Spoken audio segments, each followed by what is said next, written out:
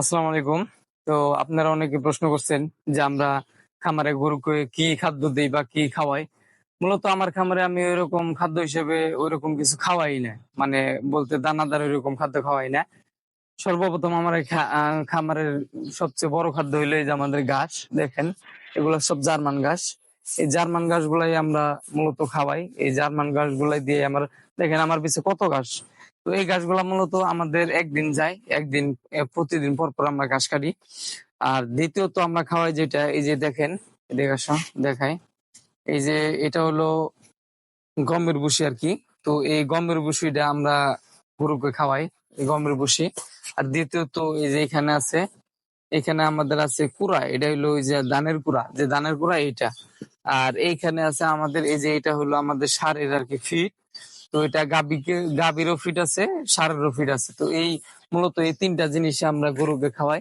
আর কিন্তু এরকম কিন্তু মানে অন্য কোনো দানাদার বা এরকম কিন্তু আমরা খাওয়াই না। আমরা কিন্তু সবসময় মানে এগুলার উপরে দিয়ে আমরা খামার পরিচালনা করতেছি। তো আজকে থেকে না হইলেও আমরা 15-20 বছর ধরে এগুলাই খাওয়াইতেছি। তো এগুলারই বর্তমানে যে পরিমাণে আরকি খাদ্য খরচ হইছে, তো অন্য কিছু খাওয়ানোর আমরা ওইরকম পরিকল্পনা করি না। আর আমি মিক্সার কোনো খাদ্য বানাই না।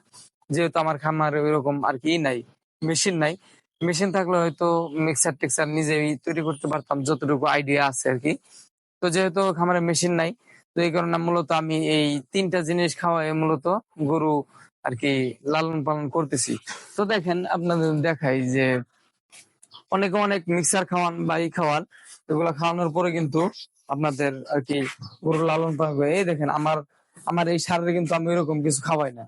ওইরকম কিছু খাই না। তারপর আল্লাহর রহমতে কিন্তু মানে কম দিতাছেন আল্লাহ। এদিকে যা, যা, যা এদিকে।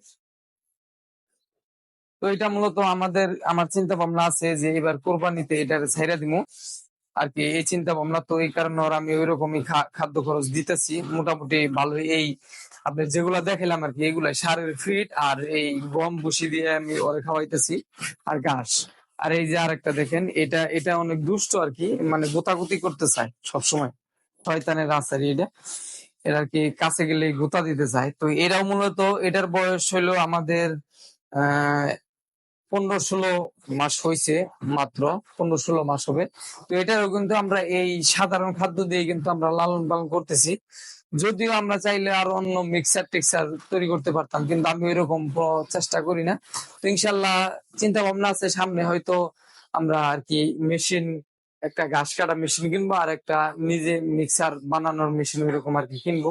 তো এর আগে আমরা চেষ্টা করি নাই, কারণ চেষ্টা করি নাই যেহেতু এর আগে আমরা যে গরু লালন পালন করছি, তো এরকম বেশি লালন পালন করি নাই, অল্প লালন পালন করছি।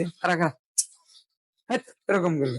তো অল্প লালন পালন করার কারণে মূলত আমরা ওইরকম চেষ্টা করি নাই যে যেরকম ধরেন যে এই যে এই চারিটা কিন্তু আমরা এর আগে কিন্তু বানাইনি, আমরা প্রথম কিন্তু বানাইনি। এর আগে থেকে আমরা 3টা সার বিক্রি করছি, কিন্তু আমরা ওইরকম চারি বানাই নাই। এইবারই এর আগে একটা গরু বিক্রি করছি, চারি বানাইছি। আর এইটাই মানে অনেক কিছুই ডিপেন্ড করবো আপনি খামারে, মানে আপনার খামার পরিচালনার উপরে। আপনি খামার পরিচালনা করতে করতে যখন আপনি আস্তে আস্তে মানে অটোমেটিকলি অনেক কিছু আপনি বুঝা যাবেন।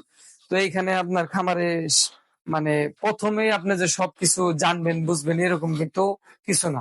আপনাকে এটার উপরে অনেক মানে পরিশ্রম করতে হবে, অনেক ওয়ার্কিং করতে হবে। যে ওয়ার্কিং করলে আপনি কিন্তু অনেক কিছুই জানতে পারবেন, বুঝতে পারবেন।